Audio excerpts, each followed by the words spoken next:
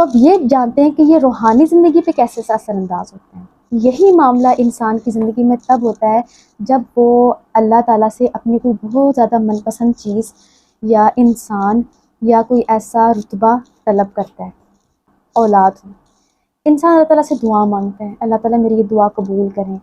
اب جب اللہ تعالیٰ نے اس کے لیے ایک بہتر پلاننگ کر کے رکھی ہوئی ہے، اللہ تعالیٰ نے اس دنیا کو امتحان بھی بنائے، اور آپ کو بہترین تبھی ملتا ہے کہ جب آپ اس امتحان میں کامیاب ہو۔ کچھ بڑا پانے کے لیے آپ کو کچھ قربان کرنا پڑتا ہے۔ جب ہم اپنی زندگی میں وہ قربانی کی سٹیج پر آتے ہیں، اللہ تعالیٰ کوئی چیز لے لیتے ہیں، تو پھر اس وقت کیا ہوتا ہے کہ ہم اپنے اندر ایک کمپلیکس چھپا لیتے ہیں، اور وہ کیا کہ احساس کمتری کسی چیز کی، کہ میری دعائیں قبول نہیں ہوتی، میں کچھ اچھا مانگوں مجھے تو نہیں حاصل ہوتا، اللہ تعالیٰ میرے سے راضی نہیں ہوتے۔ یہ اللہ تعالیٰ کو لے کر انسان کے دل میں سب سے پہلے ایک آپ کہہ لیں کہ شیطان کا پہلا وسوسہ آنا شروع ہو جاتا ہے۔ یہ انسان اپنے دل میں چھپاتا ہے، اچھا ظاہر نہیں کرتا، اور حیرت کی بات ہے خود میں بھی ظاہر نہیں کرتا۔ وہ اللہ تعالیٰ سے ناراض ہوتا ہے بہت سی چیزوں کو لے کے کہ اللہ تعالیٰ نے میری یہ دعا قبول کیوں نہیں کی، میں ہی کیوں اس آزمائش کے لیے چنا گیا، اس کو بہتر مل گیا مجھے کیوں نہیں۔ تو یہ کیا کرتے ہیں، ہاں ٹھیک ہے اللہ تعالیٰ نے کچھ بہتر سوچا ہوگا، لیکن دل سے مانتا نہیں ہے۔ ہوتا کیا ہے کہ دل میں جب وہ احساس رکھتا ہے، آہستہ آہستہ ان نعمتوں کی ناقدری تک آ جاتا ہے۔ کیسے آتا ہے؟ اللہ تعالیٰ فرماتے ہیں بین العبد و بین الکفر ترک الصلاۃ، ٹھیک ہے، بین العبد اللہ کے بندے اور کفر کے درمیان، یعنی کہ مومن اور کافر کے درمیان فرق نماز سے ہے۔ نماز کیا ہے؟ ایک نعمت ہے اللہ تعالیٰ کی، اللہ تعالیٰ اس کے ذریعے ہماری دعائیں قبول کرتے ہیں، آخر کے درجات بلند کرتے ہیں، اور نہ صرف فزیکلی طور پر ہمیں اس کے فائدے ہیں بلکہ ہمارے ایموشنلی، مینٹلی، ہر طرح سے اسپرچولی اس چیز کے فائدے ہیں۔ اب انسان کے اندر اس نے وہ کمپلیکس چھپایا ہوا ہے، اپنے اندر وہ رکھا ہوا ہے، گلٹ رکھا ہوا ہے، احساس کمتری ہے کہ اب اس کا نمازوں میں دل نہیں لگتا، ٹھیک ہے، وہ دعائیں اپنے لیے دعائیں مانگنا چھوڑ دیتا ہے۔ قبول تو ہونی نہیں چاہیے کہ اللہ تعالیٰ شاید اسی بات میں راضی ہے تو ٹھیک ہے، ویسے اللہ تعالیٰ پر احسان کر رہا ہوتا ہے کہ میں اللہ تعالیٰ کی بات مانوں، لیکن اندر سے اللہ تعالیٰ سے ناراض ہوتا ہے۔ اور پھر ہوتا ہے کیا ہے، اس کا سارا دھیان اس محرومی کی طرف چلا جاتا ہے جو اس کو نہیں ملے، ٹھیک، اور اس چیز کی طرف جو اللہ تعالیٰ نے اس کو نعمتیں دی، سارا دھیان اس کا ہٹ جاتا ہے۔ اب انسان کا دل تو ایک ہے، ایک وقت میں وہ ایک ہی کام کر سکتا ہے، یا شکر گزاری کر سکتا ہے یا پھر اپنی محرومی کی طرف نظر رکھ سکتا ہے۔ اب اللہ تعالیٰ قرآن پاک میں فرماتے ہیں ان تعدوا نعمت اللہ لا تحصوها، اللہ تعالیٰ کی نعمت تم اگر شمار کرنا چاہو تم گن نہیں سکو گے، لیکن وہ کیا ہے کہ اپنے اندر وہ ایک ذہنی طور پر ایک کیڑا پال لیا تھا کہ نہیں میں تو کچھ بھی نہیں ہوں، میں ہی شاید بہت زیادہ میری تقدیر ہی ایسی تھی۔ وہ یہ ذہنیت لے کے آیا، آہستہ آہستہ دوسرے لوگوں کی محبت، اپنوں کی محبت، ان سے محروم ہونا شروع ہو جاتا ہے۔ اس کو لگتا ہے کہ شاید میں اس لائق ہی نہیں ہوں۔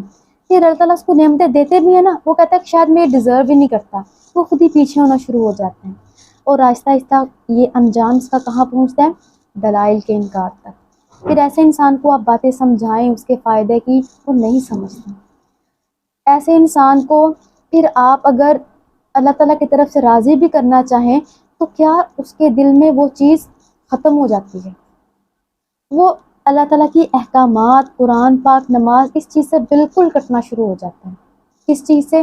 صرف ایک کمپلیکس اس نے اپنے اندر پالا تھا۔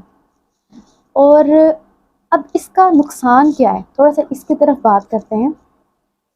اس آیت کا ہی میں آپ کو حوالہ دوں گی کہ اللہ تعالیٰ فرماتے ہیں کہ وہ لوگ جنہوں نے کفر کیا برابر ان کو آپ خبردار کریں انجام سے، غلط انجام سے، چاہے وہ دنیا کا ہو، آخرت کا ہو، یا نہ کریں، وہ آپ کی بات نہیں مانیں گے۔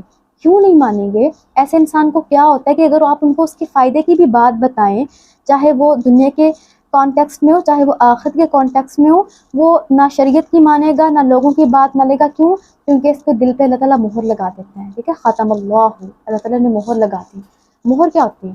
جس چیز کو سیل پیک کر دیا جائے نا، نہ اس کے اندر کی چیز باہر آتی ہے اور نہ باہر کی چیز اندر جاتی ہے۔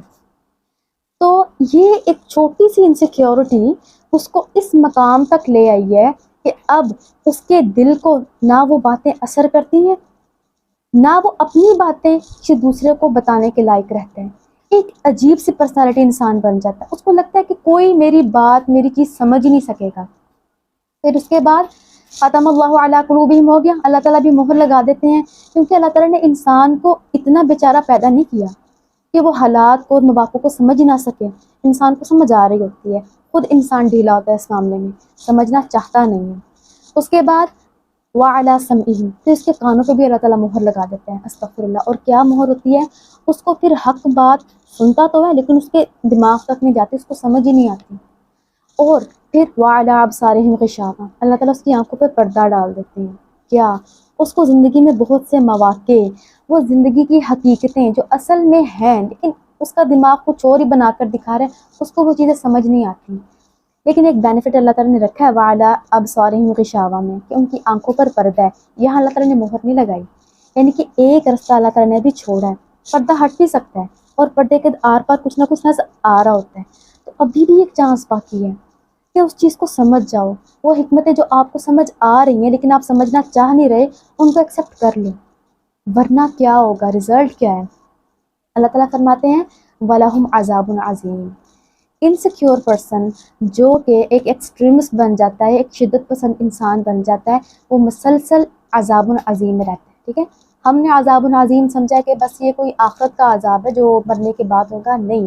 عذاب قرآن پاک میں جو ورڈ آتا ہے اس کا مطلب ہوتا ہے تکلیف، اذیت، ٹھیک ہے، اور یہ مینٹلی طور پر ٹارچر کرنے کے لیے بھی آتا ہے، کہ ایسا انسان مسلسل ایک ذہنی ٹارچر سے گزرتا ہے، ذہنی اذیت، تکلیف سے گزرتا ہے۔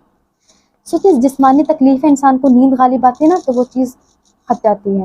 یہ بھی فائدہ ہے کہ انسان کو نیند آتی ہے، بہت سی دماغی پریشانیاں بھی ختم ہو جاتی ہیں، لیکن اس وقت آپ کا کیا حال ہو کہ جب آپ کو خواب میں بھی وہی چیزیں سب نظر آ رہی ہوں، وہی احساس کمتریاں نظر آ رہی ہوں، اور انسان اسٹیج تک آ جاتا ہے کہ اس کی نیند بھی چھن جاتی ہے، اس کی نیند آہستہ آہستہ ختم ہو جاتی ہے، وہ پلز لیتا ہے، سلیپنگ پلز لیتا ہے۔ تو یہ عذاب نازین تک کس نے کیا چیز پہنچا گئی؟ ایک چھوٹی سی انسیکیورٹی۔